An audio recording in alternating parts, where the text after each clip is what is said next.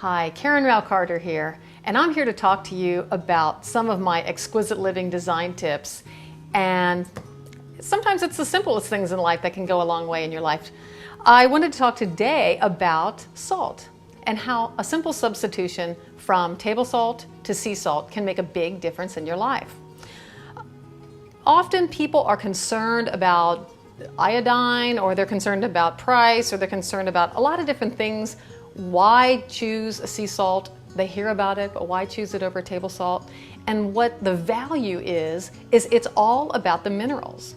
So you get tons of quality minerals, things that aren't in foods anymore because they've just leached out the soil by over planting. And so we want to get the most minerals, biggest bang for our buck. So instead of buying the multivitamin and mineral, I'd go with the sea salt substitution and really get real natural minerals. So first of all, let's take a look at table salt and just see how it just kind of looks like any old chemical matter. It doesn't really have a life quality to it. Just simple, white, could be sugar, could be anything. Not very nutritious looking.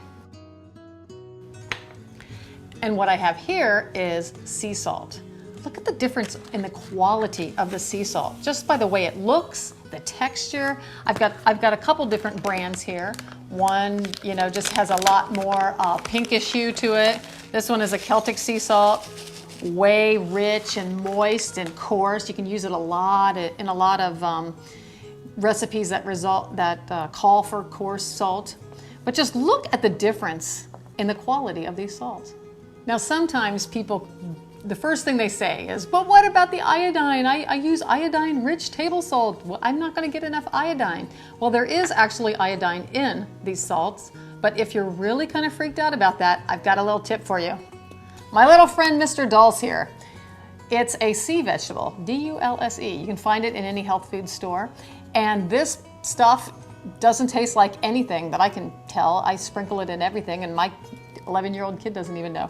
And it's 76% iodine. So yay, iodine rich. So you can sprinkle this in with your salt or right in with your cooking, and you're getting all the iodine you would ever need. So don't worry about dropping the table salt for a good sea salt if you're afraid about iodine, because add a little dose if you want to. I like to mix all these salts together and put it in my little salt pig, sprinkle a little dulse in there, and I'm always grabbing just tons of minerals, where in the table salt I just would never have that opportunity. So I cook with my sea salt, and that's another little tip. If you want to make sure you cook it, use the salt when cooking as opposed to at the table. At the table is a little bit harder on your body to get rid of that salt in your body. So make sure you got it at the stove, not at the table. And as a matter of fact, forget the whole table salt thing altogether and go for a good sea salt. So that's my tip for the day. Hope you had fun and happy cooking.